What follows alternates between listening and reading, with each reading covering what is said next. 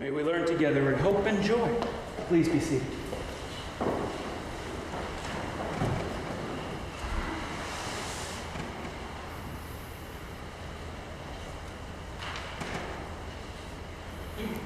I had some time this week while I was driving to and fro to let my mind wander a little bit. I don't know if that ever happens to you. It doesn't strike me as the safest choice when you're driving on the highway, but I find that often my brain is very far away, and then I realize, oh, now I'm 17 miles down 380, and what has happened? Evidently not a crash, or else I might have noticed that. And one of the times that my brain was just sort of floating off, I started thinking about something which I'm sure you all think about very regularly, and that is Jacques Derrida and his deconstructionist philosophy, particularly logocentrism. This is something that you think about all the time. Yeah, all the time, right?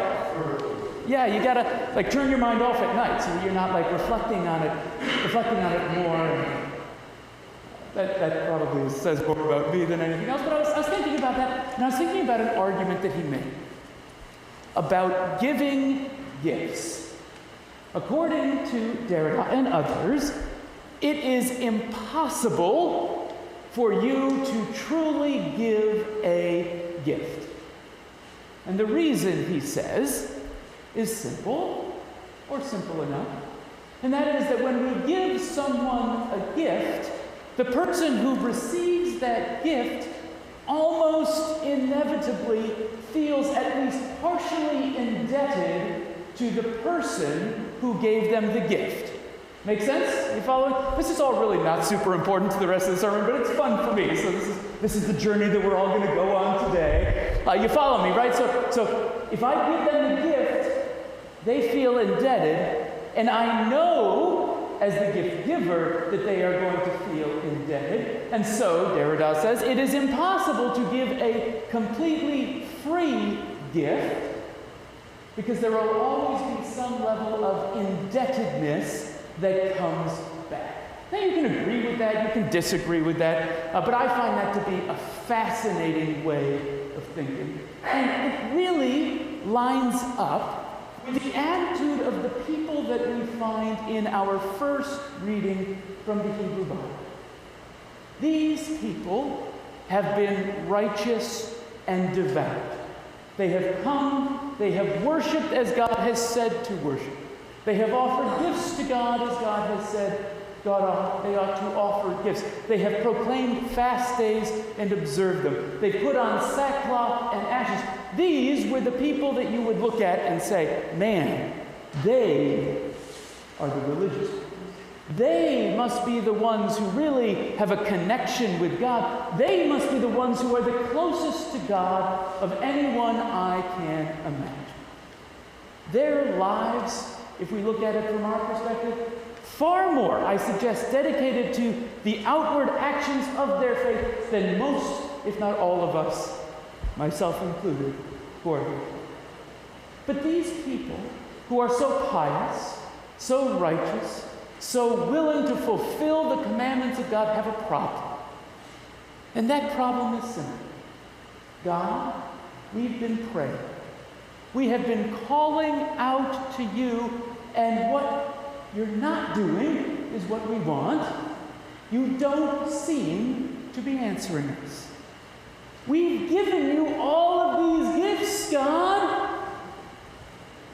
Don't you owe it to us to answer our prayers? And I would encourage each of you, as I have spent some time this week, to look in your own heart and wonder, do I ever feel that way? I will admit to you, I do. Don't you see, God, all that I have done for you? Have you met my church? No, that's a bad joke. That's a bad joke. The other church. Have you met them? Right? And you're not going to give me this simple prayer? I'm so committed to you. Why do you seem so far away? And Isaiah walks onto the scene. I'm just checking to make sure it's yes, it's Isaiah. Isaiah walks onto the scene with a word from the Lord and says, friends, You have done all of the things that the law has commanded you to do when it comes to worship in the temple. But what you have not done is to reach out to the unhoused, naked, hungry member of your family. When you saw them coming this way, you ducked that way. And if you can't love your neighbor, then how can you claim to love me? To use words that Jesus used, you have loved the Lord your God with all your heart, soul, mind, and strength, but you have not loved your neighbor as yourself. Or to use the words that John wrote in his first letter, those who say, I love God, and hate a brother or sister are liars. You've only got part of this equation right, friends. And so if you wonder why I feel distant, that is why. Jesus explains it further. The reason you feel disconnected from me is because the very place you are supposed to meet with me in your life is with those neighbors of yours in need.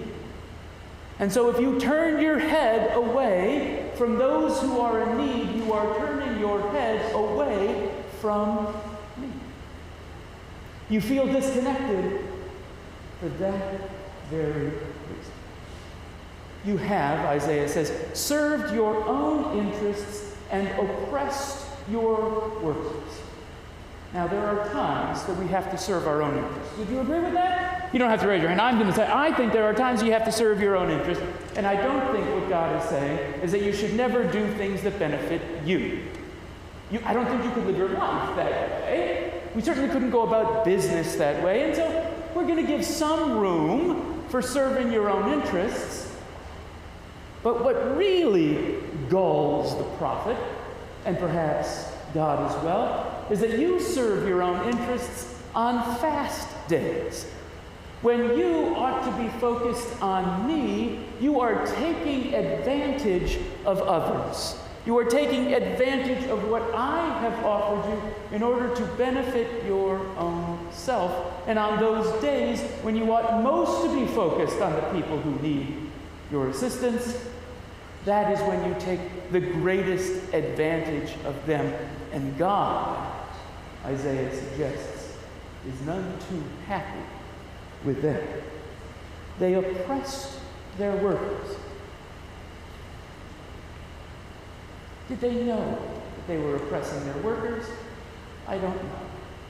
Are there people in our world who are oppressing their workers? I think the answer to that is yes. Are there people who in this world are oppressing their workers without even realizing that they're doing it? I think the answer to that is also yes.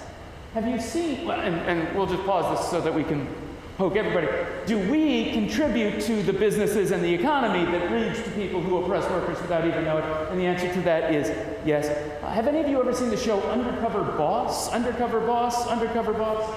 I'm not sure I've ever watched it in a full episode, so if I'm getting this wrong, you can shout out corrections during the sermon if you like, or maybe wait till afterwards. That'd be fun too. But I understand that the CEO of a business kind of goes undercover to work the jobs that their business provides. I hate this sort of hierarchy language, but sort of at the bottom rung, they go in. And what I think happens very often is that the CEOs gain a realization about the lives that their workers lead, what it's like to work for the company that they had no idea about.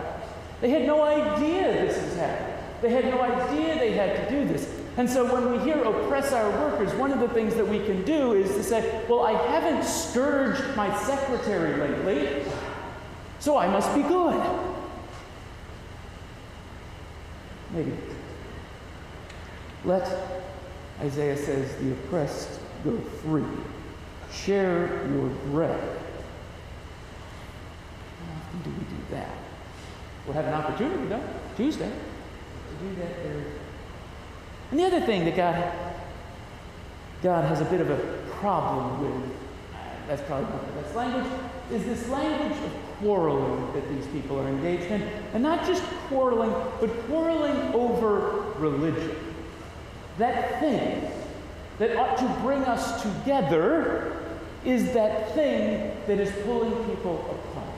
He uses this image of shaking your finger at people. How often in the history of the church have people shaken their fingers at each other over religious things? Many a time. How often have we engaged in religious quarrels that people from the outside would have no understanding of whatsoever? They would look at that and say, what is it that you're trifling over? Using this word or that, calling it this, calling it that. That's what's pulling you apart. Religion is important. And I know there are many Christian preachers that would disagree with that and say that religion is the problem, but I would disagree with that and say I think religion is important. I think ceremony is important. I think ritual is important. I think having a calendar, like our church calendar, is important.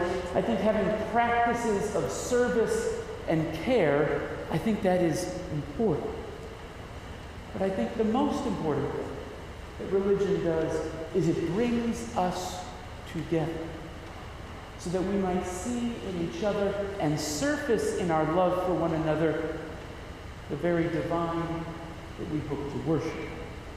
It allows us to connect in healthy ways. It allows us to work together to change things and meet the needs that are in our community in a more effective way.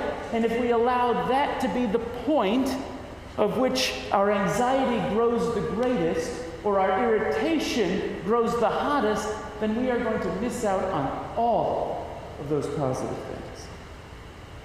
Because I don't think you need me to tell you that there are big problems going on.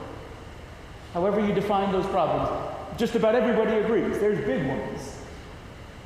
We have to recognize, I think, that there is only a limited amount that we can do as individuals, but there is a great amount that we can do as a team. And so don't let religion be the place that you come to fight. Don't let the church be a place where you raise your arms to box. This is going to get really cheesy, but I'm going to follow through with it anyway. Don't let the church be a place where you raise your arms to box. Let it be a place that you raise your arms. David, I'm going to pretend to do this. To give people hugs. That was the most uncomfortable moment I've had in church in a long time. Thank you for playing along with me, David. I appreciate that. Do that then.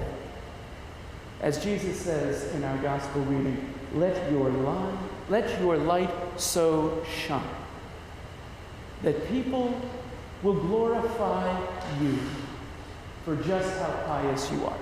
Is that what Jesus said? No. It's the reverse of the thinking of the people in Isaiah. You don't do those things so that you get a pat on the back. You don't do those things so that God will hook you up. You do those things so that God can get the praise and the thanks and the recognition. But where did they see that? I think this is important. And we'll end with this because it's getting lengthy. But where do they see that? The light shines on those that we serve, those who are most in need, so that they might see God and glorify God. But where, by that light that is shining through your good works, is God found? In some heaven? In some faraway place? No. Exactly where you are finding God. In them. Imagine, friends, what a gift that is for them. Imagine what a gift it is for us. That we might see through the love of others, given and received, that God is within us. It's something worth giving thanks for. In the name of the Father, and the Son, and the Holy Spirit.